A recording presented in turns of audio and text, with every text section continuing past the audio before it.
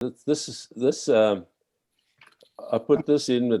It's the very first thing I did when we came to the United States in 1977. It's a Tiffany lamp, and I put it in for Jerry, of course. Wow. But she would. So this is it comes in a kit form. You get a foam mold with the shapes on the of the pieces of glass, and then you have and a bunch of sheets of glass, and you have to cut the glass and then solder them together. And if Jerry was on, she would probably tell you that there's twice as much solder on that as is necessary. And what made me put it in is last week there's a program on PBS called Crossing South, and they went to Crossing South. Okay. The guy goes down to Tijuana and Baja quite a lot, and in Ensenada there's a stained glass facility there, Hamlin I think it's called, and they went through in detail exactly how they do this kind of thing, but they do mostly panels now.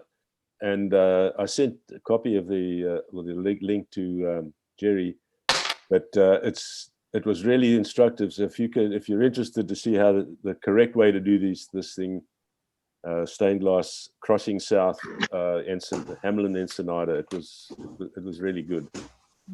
And this is mine. It lasted about 10 years before it collapsed. Now, did you make this one? Yeah. I didn't know you did this kind of work. I never did it again. I can understand why. It looks very tedious. It is, and it's fascinating, you know, cutting the glass and shattering it and then having to do it again. I get a headache looking at it. So that thing's 40. I did that about 40 something years ago. Question: the leaded glass looks like a light color. Is it normally like that, or is it, because I've done a long time ago, I did a Tiffany lamp too, but mine was more like a gray pewter look.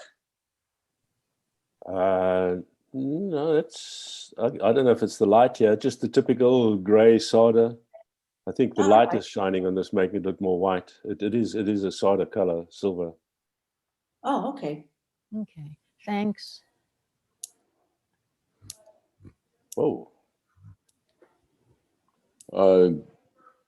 When I do pieces, sometimes the offshoots of the piece form another piece. You'll see on the picture on the left the distinct detail of a figure in the middle in the negative space. Yeah. That's what I was cutting out, and what was left is all around it, and I found another figure in the shape. So took advantage of the mistake or the way it is, and created this piece. It's small, it's 18.5 inches high, and the thin piece on the left is so wafer thin, and that's happened to me a couple of times trying to cut out the shape. So it's very unique, and that's it. I love it very much, Scott. Looks like a pelican. Once you get beyond the figure space, which I think is a clever use of that piece of wood, I think it's very ingenious of you to use that negative form. But now you've created a pelican.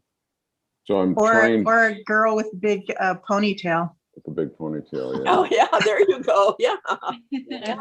I'm trying to recreate this with a large piece of wood, with a piece that's 60 inches long. So wish me the best of luck with that. Scott, what kicks it up for me, you see, I love the roughness of the base here, and then it's kind of reflected, and I'm glad you left the roughness up here and didn't sand it all too smooth.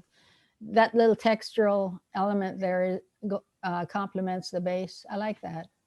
Yeah, you don't see it in this picture as much, but it is actually the live edge of the piece of wood at the bottom in the base, as well as going up the whole straight up and down piece. and I burned it with a torch and filmed it and put it on Instagram. A lot of people like to see that sort of thing. Yeah, yeah. So Great base. Thanks, Scott. thank you. Great. I like that a lot. Yeah, me too. Very cool. Oh, this, Chris sent two things. yeah, I did them. I did them together actually, and I was just experimenting with the limited palette. And they're just some, really quick landscape studies. I didn't really expect anything from them, but I liked them. They turned out. There's the second one. Yeah, there's the second one. Mhm. They're so different, and but they're the same palette. Can you believe it? I do. Mhm. On paper or canvas, Chris? This, no, this is on wood boards. Oh. They're small. They're only 12 by 12. Uh-huh. And I just kind of did it to see if I can, blow it up to something big. So that's my plan, to blow. I like this one better than the other one. This would be fantastic big. I love it. The colors are beautiful, but if you make this really big, it would be fantastic. I think Yeah, I like this one too. both of them I would love big. Yeah, both of them could go big. This one, that little mint green, I just popped that in there as a surprise. But the more I look at it, the more I think it doesn't really fit the rest of the, You mean this here? yeah. I adore that. Oh, You've got it reflected. You've got it up here also. So a little it bit, ties yeah, in. a little bit. In So fact, they're just- yeah, this reminds me of I've seen you transitioning to a different kind of technique, and this is reminiscent of what you've been doing with the scumbling and the sgraffito and things. This reminds me of what you did with the Dante stuff, where you're getting bold and flat. Yep, that was my intention, is to kind of mix the bold, thick, flat paint with some interesting textures and other stuff around it. Some collage in there. This really inspired me to go look. I always try to Google your work because I know I love it, but I'm wondering why. I'll It's take that as a compliment. it's a huge compliment. You see, what I love, which I wish I could have done more of this when I was painting, is you take colors and you muddy them up, and not muddy in a bad way, but you bring them to life by having, you and Phyllis do this. You bring your colors to life and they become interesting. For like, this is not just flat mauve or whatever color this is. It's got all these interesting textures, and then you scratch into it. So I really do love that. And it reminded me of your work nowadays. Just makes me feel like you should be exhibiting at the Smithsonian Yeah, right. American Art Museum. I appreciate that. Thank you. Look at this. It's similar in the sense that they're flat pieces of color, and yet each one has its own nuance in it. Well, layering a lot of stuff Yeah. makes it interesting, I think. Right, Phyllis? Yeah, very much so. And of course, Chris, you've always been great with composition. Yeah. And That the makes composition of makes this a big really difference. being offset a little. So anyway, This one, I also glazed quite a bit. you do glaze? I did some glazes, yeah, Oh, okay, yeah.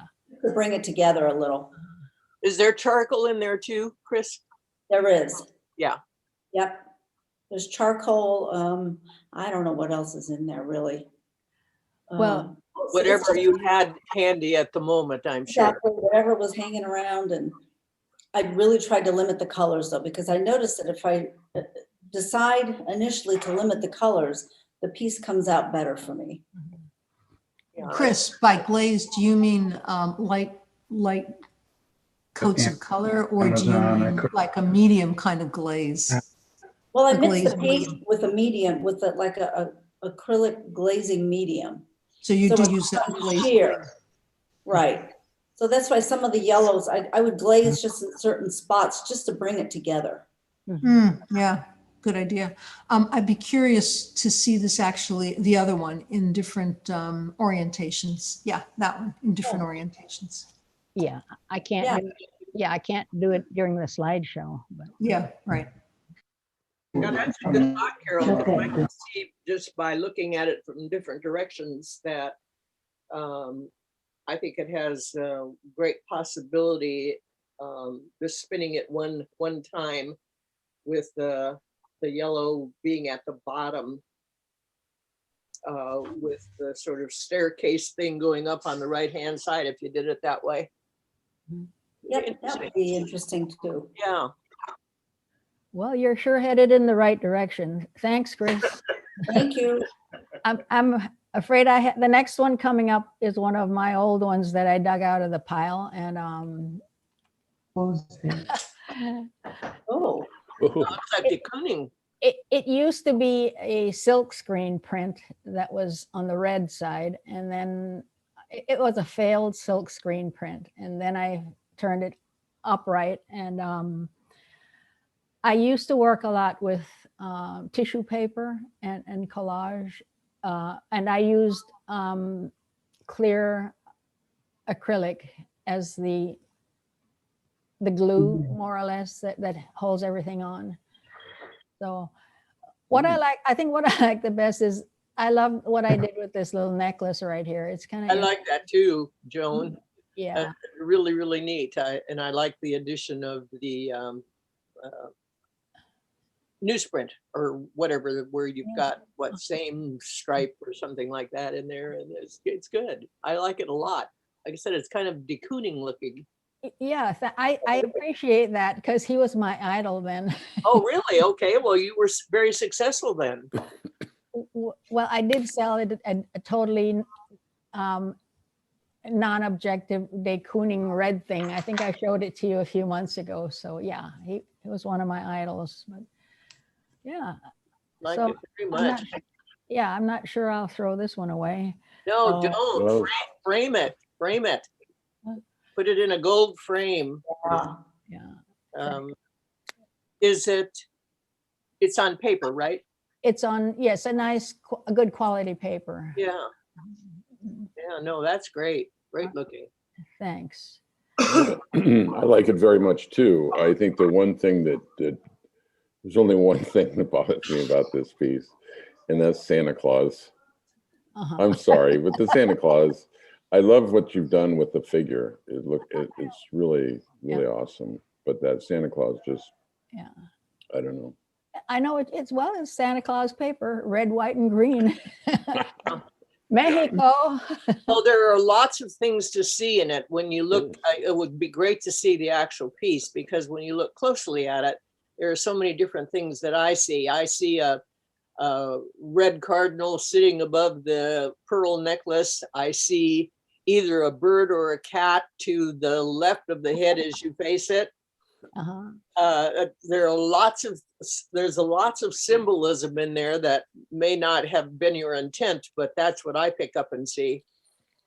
Well, looking, I only just noticed, but I noticed this bold brushwork here on the chest. I can't believe I was that bold with the paint and the brush. I think the Santa Claus is a distraction from the main figure. Mhm. When you look at it, I won't put Santa Claus in the title. I will go next. I'd take a bunch of red paint and get that out of there. Ew. Joy again. Look at that. Yeah, that's beautiful. This is my experimented too, and just put a color together, and and this landscape, and before I just have a picture, brief picture in my mind, and I put the color together, and use the water spray, and how the water and the color they are doing. Is that wet on wet, Joy? I cannot hear. Oh, is that wet on wet? And yes. Great. Beautiful. Thank you. So Joy, you have, you start with a wet paper and then you start painting and then you use your spray bottle. Is that what you're saying? Yes, and yes, I put a color. I put the water on the paper first. Then I put several color together, and use a piece of board or like a credit card, soft stuff, and just put the color and on the paper and use spray. I see. Yeah. It's great.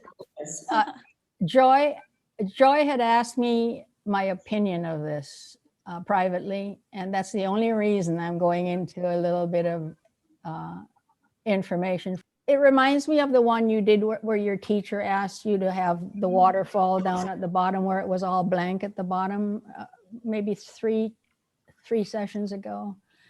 I'll wrap it up really quickly. And everybody has their own opinion, and this is just my take on it. When I look at this, you're calling it a landscape watercolor. You're trying to be abstract with your landscape. But for me, I don't think it succeeds as either. I mean, I love you dearly, but if you want, I'm always truthful. It's abstract, but it's, as a watercolor, it doesn't make a landscape. It doesn't make it for me. And I did bring up the thing you showed last week. And why don't you see the difference between what you got here? Well, my eyes are jumping. My eyes jump all over the place. The colors are the same intensity all over.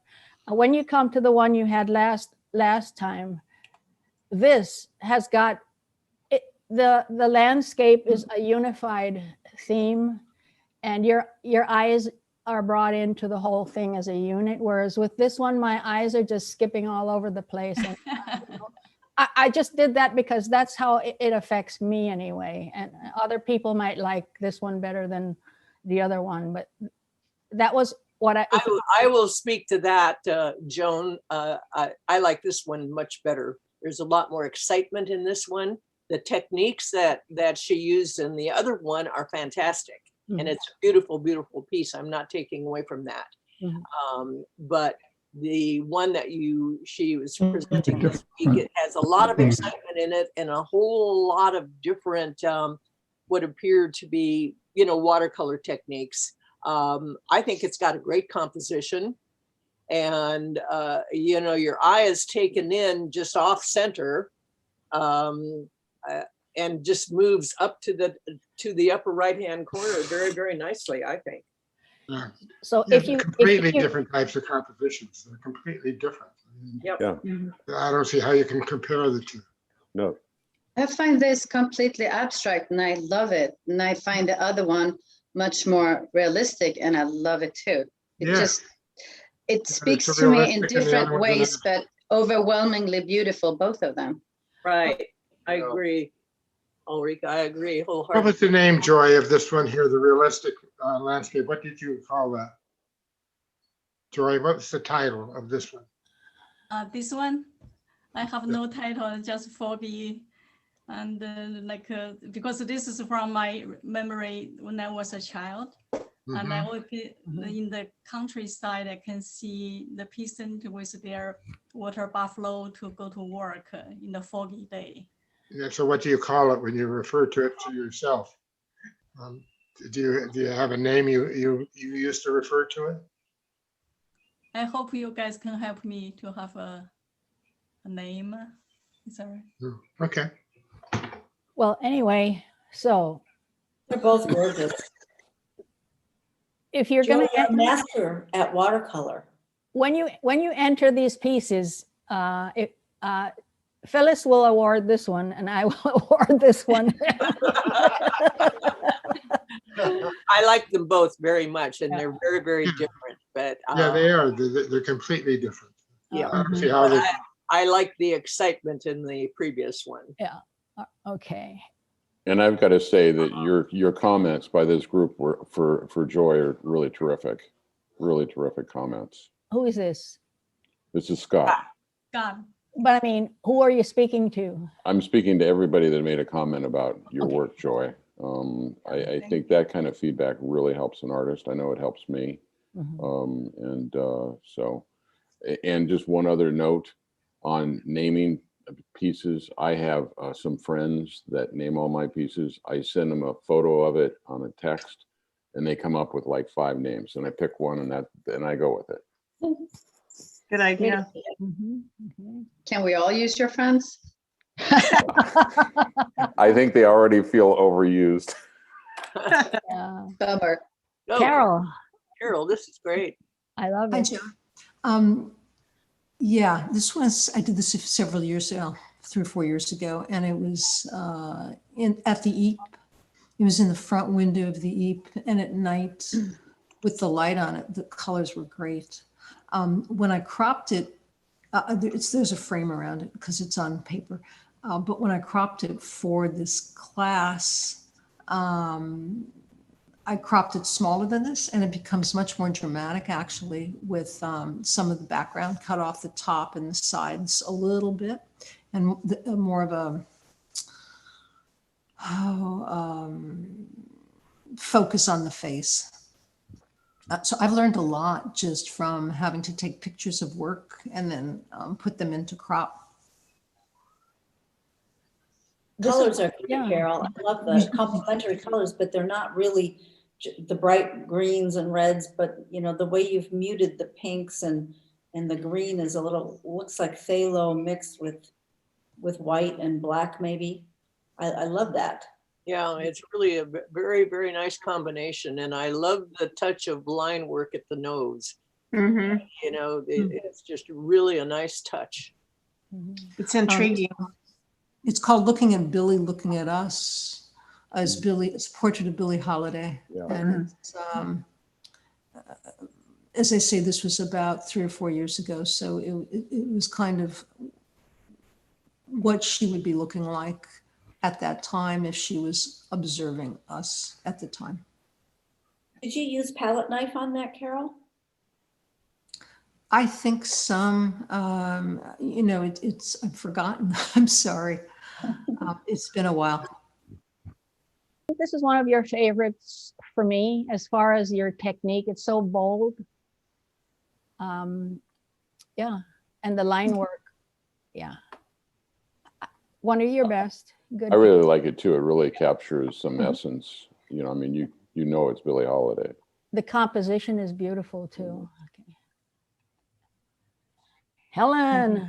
Helen, Wildflowers. My attempt to make it's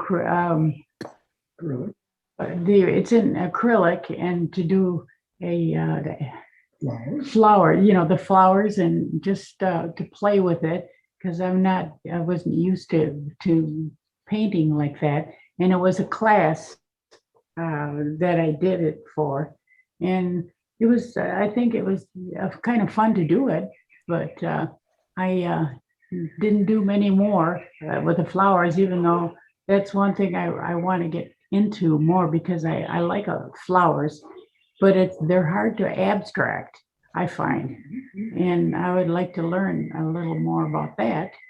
So I've got a lot to learn, but I'm working on it. It's a very happy painting, Helen, and I love the flowers, the abstraction that you've got on those flowers. Yeah, you did a great job of abstracting those flowers. And the composition of the plants, that's wonderful. Mm-hmm.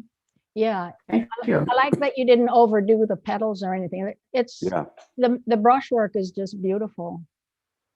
Okay. You I should like it very much too. do more, Helen. Thank you. Yeah, do more, Yeah. Helen. Yeah. Do more. Yeah, Yes. do more. Thank you. Thanks. Cindy. Cool, Cindy. Well, this is when I was doing a lot of the pours, and I would see pictures as I was pouring. So that's what I did. And, you know, I considered putting in a face, and I thought, no, it's different this way. She's got a cape on, and I don't know. What do you think? Fabulous. I think the without a face is very, very interesting. Yes, I agree. Great. It brings a background out. I mean, you really look in the background, and you know she's there, but you still are looking at all the interesting patterns in the background. It's gorgeous. I think that's a great point, Chris. I think if you put a face in there with all the background going on, it would distract. Right. I think without the face, it draws you back there. Yeah, great. Really, Yeah. absolutely Very gorgeous. pretty. Nice But work. a lot of things happening, all very good, Cindy, in a very small format.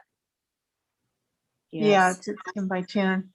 Mhm. Yeah, really, really nice.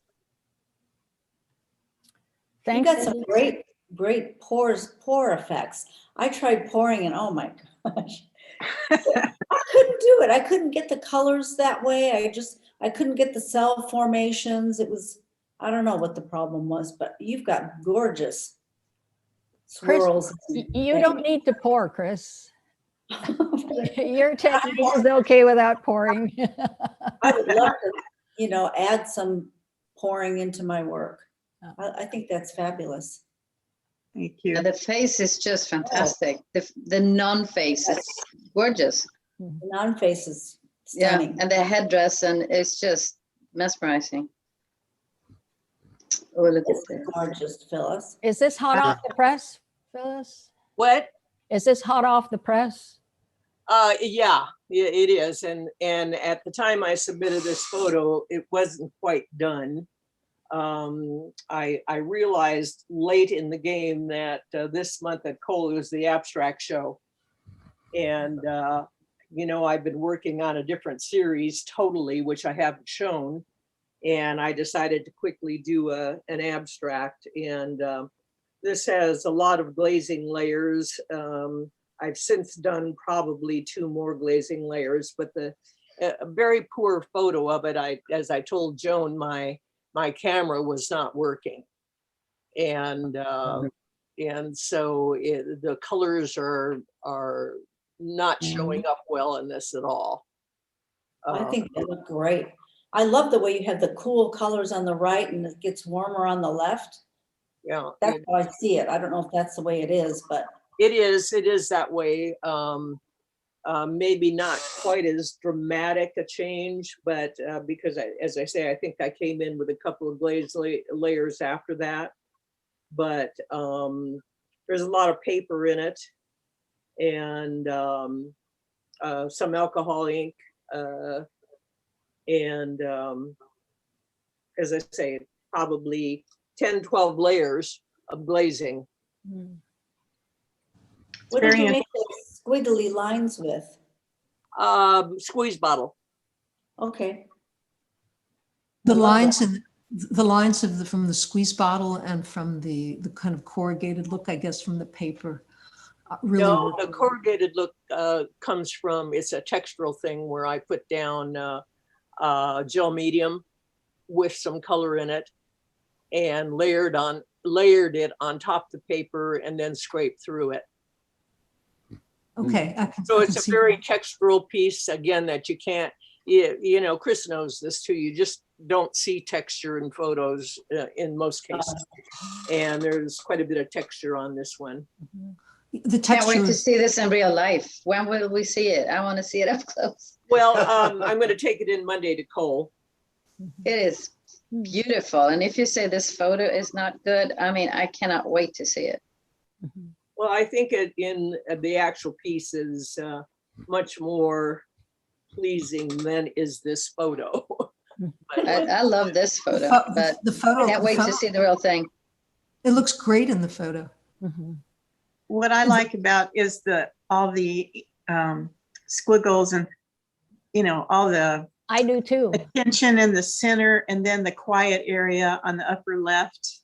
Yeah, It really needed complements. that. It needed that quiet area for sure.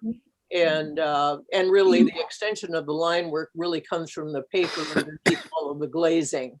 I just kind of did an offshoot of some of the lines that were already in that paper and just took them outside of the paper and into the background. So Very interesting. Very nice work. Yeah, I like it too. I like the contrast between the line work and the softness and the color palette, of course. I love, it's really beautiful. Thanks. well, come and see it at Cole. This month. Definitely. best of all, thank you for sending it Oh, well, and no problem. sharing of Michael's. It's one of my favorites. Did you give this yeah. away, Oh, I Michael? love that piece. Yes. Yeah, that's Yeah, it's a collage, and with the green figure in the center is made out of sticks, and the lower part was a takeoff on Japanese the art of folded paper. Origami. Yeah. Yeah, Very cool. Have you given this one away? I gave Maura has this. I traded Maura wanted this one. I traded her this one for one of hers. Oh. Yeah. very That's nice. cool. Really nice. Is it entirely acrylic? No, I said it's a collage. It's paint and Sticks and paper. this is some poster board here down at the bottom and the area. I'm trying to remember the term for the Japanese for Origami. Origami. origami. Yeah, if you see this up close, where there's division lines there, it's actually thicker and thinner in those places, like origami. Mhm. And same way the pieces up on top. Did you fold the paper, Michael, or did you piece it? It's actually poster board of varying thickness. Oh,